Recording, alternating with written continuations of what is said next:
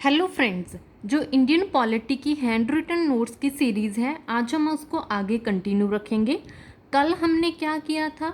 कल के लेक्चर में हमने किया था कि formation of states and UTs के कॉन्स्टिट्यूशन में जो स्टेट्स एंड यूटीज़ को रीऑर्गेनाइज कैसे किया गया था लिंग्विस्टिक बेसिस पे, भाषा के आधार पे। जो फर्स्ट स्टेट थी वो कौन सी थी? आंध्र प्रदेश। ये सब कुछ हमने कल की वीडियो में किया था।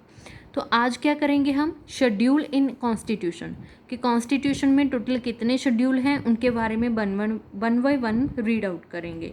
तो इसमें कॉन्स्टिट्यूशन में टोटल 12 शेड्यूल हैं। तो फर्स्ट क्या है? Name of the states and UT. तो शेड्यूल नंबर 1 में आता है name of the state and UT का नेम आता है, और उस स्टेट एंड यूटी की बाउंड्रीज और एरियाज़ कहाँ तक है ये सब कुछ भी शेड्यूल नंबर 1 में आता है। आगे है शेड्यूल नंबर 2, इसमें आता है सैलरीज। सैलरीज किसकी होगी? जितने भी हाई पोजीशंस पे पॉलिटिकल लीडर्स होंगे, जैसे गवर्नर है, प्रेसिडेंट है, कैग है, एडवोकेट्स हैं, इन सब की, ठीक है, जितने भी हाई पोजीशंस पे पॉलिटिकल लीडर्स हैं, इन सब की सैलरीज शेड्यूल नंबर 2 में ऐड होगी। शेड्यूल नंबर 3 में होगी ओथ। ओथ किसकी होगी? जितने भी कॉन्स्टिट्यूशन में हाई पोजीशन पे कोई चला जाता है तो वो शपथ तो लेता ही है, ठीक है। तो उनकी जो ओथ है वो शेड्यूल नंबर 3 में होगी। Schedule number 4, allocate seats for states and UTs in Rajya. Sabha Rajya Sabha state and UTs को सीट्स एलोकेट होनी ही चाहिए, ठीक है। चाहे कोई स्टेट जहाँ यूटी छोटी हो, चाहे साइज़ में बड़ी हो, लेकिन उनको राज्यसभा के लिए एक सीट तो मिलनी ही चाहिए एटलीस्ट।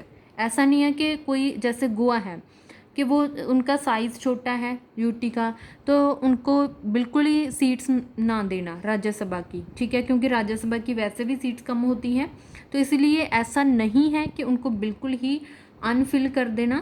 तो ये कॉन्स्टिट्यूशन में ही दिया हुआ कि चाहे कोई स्टेट यूटी छोटी हो बड़ी हो, लेकिन उनको राज्यसभा में एटलीस्ट 1 सीट ज़रूर मिलनी चाहिए, ठीक है।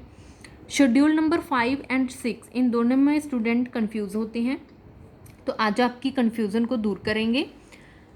शेड्यूल नंबर 5 में क्या दिया हुआ है? Admin and control of schedule areas and tribes. कि जितने भी इंडिया में शेड्यूल एरियाज़ एंड ट्राइब्स हैं उन सब का कंट्रोल करना शेड्यूल नंबर 5 में आता है, ठीक है। शेड्यूल नंबर 6 में आता है provisions for admin of tribal areas in Assam, Meghalaya, Tripura and Mizoram. सिर्फ ये 4 स्टेट्स, ठीक है, असम, मेघालय, त्रिपुरा, मिज़ोरम, सिर्फ ये 4 स्टेट्स का जो ट्राइबल एरियाज़ हैं उनका कंट्रोल करना, प्रबंध करना शेड्यूल नंबर 6 में आता है। शेड्यूल नंबर 5 में पूरे इंडिया के जितने भी शेड्यूल एरियाज़ हैं उनको कंट्रोल करना। शेड्यूल नंबर 6 में सिर्फ ये 4 स्टेट्स के जितने ट्राइबल एरियाज़ हैं उनको कंट्रोल करना। आई होप आप समझ गए होंगे इन दोनों में इन डिफरेंस क्या है। आगे चलते हैं। Schedule number 7, allocation of powers between centre and state. तो शेड्यूल नंबर 7 में क्या है कि पावर्स है जो एलोकेट की जाती है, कि सेंटर की अलग पावर्स होंगी, स्टेट की अलग पावर्स होंगी। दोनों में सेंटर ज़्यादा स्ट्रॉन्ग होता है, स्टेट पे गवर्नर होता है, सेंटर पे प्रेसिडेंट होता है। तो इनकी पावर्स है जो उनको एलोकेट किया जाता है। और इसमें क्या है? लिस्ट होती है, 3 लिस्ट दी गई हैं इस 7 नंबर शेड्यूल में। कौन सी होती है? वे यूनियन लिस्ट, ठीक है, union list, state list and concurrent list. ये तीनों जो लिस्ट हैं वो 7 नंबर शेड्यूल में दी गई हैं। आगे चलते हैं। शेड्यूल नंबर 8, इसमें क्या है कि official language of India, India की जितनी भी ऑफिशियल लैंग्वेजेस हैं उनका शेड्यूल नंबर 8 में डिस्कस किया गया है। शेड्यूल नंबर 9, इसमें क्या है कि added by first constituent amendment, constitution amendment in 1951, abolition of zamindari system. अब 9th शेड्यूल को ऐड किया गया है जब हमारी फर्स्ट कॉन्स्टिट्यूशन की अमेंडमेंट हुई थी 1951 में, ठीक है। तो उस टाइम पे इसको ऐड किया गया था और इसमें क्या चीज़ दी गई है 9th शेड्यूल में कि एवोल्यूशन होता है ख़त्म करना, जमींदारी सिस्टम को ख़त्म करना। ठीक है, आगे है शेड्यूल नंबर 10। इसमें क्या है एंटी डिफेक्शन लॉ, जो कि 52nd कॉन्स्टिट्यूशन अमेंडमेंट 1985 में ऐड की गई थी। ठीक है, एंटी डिफेक्शन क्या होता है, जैसे पॉलिटिकल पार्टीज़ हैं, एक कांग्रेस है, ठीक है, बीजेपी है, आप है, ठीक है, इसमें क्या होता है कि कोई लीडर हो कांग्रेस का, वो बीजेपी में चला गया, बीजेपी का आप में चला गया, तो ऐसे जो दल बदलते हैं, ठीक है, एक से दूसरे में, दूसरा का तीसरे में, तो उसमें है कि एंटी डिफेक्शन लॉ, तो वो एक दूसरे में दल नहीं बदल सकते, तो वो चीज़ दी गई है शेड्यूल नंबर 10 में कि anti defection law.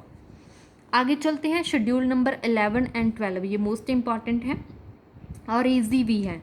Schedule number 11 में दिया गया है पंचायती राज को, ठीक है, और ये 73rd कॉन्स्टिट्यूशन अमेंडमेंट 1992 में ऐड की गई थी, 1992 में। ठीक है, 73rd अमेंडमेंट में ऐड की गई थी पंचायती राज। और शेड्यूल नंबर 12 में क्या है म्यूनिसिपल कॉरपोरेशंस, ये क्या है विलेज लेवल पे आ जाता है और ये सिटी लेवल पे, शहर लेवल पे आ जाता है। ठीक है, शेड्यूल नंबर 11 में पंचायती राज, 12 में म्यूनिसिपल कॉरपोरेशंस, और जो पंचायती राज है उसे 73rd अमेंडमेंट में ऐड किया गया था, म्यूनिसिपल कॉरपोरेशंस को 74th नंबर अमेंडमेंट से ऐड किया गया था। ठीक है, तो आई होप आपको ये 12 के 12 जो शेड्यूल है कॉन्स्टिट्यूशन में सबकी समझ आ गई होगी। तो अगर आपको वीडियो अच्छी लगी तो please like share and subscribe my YouTube channel. Thank you.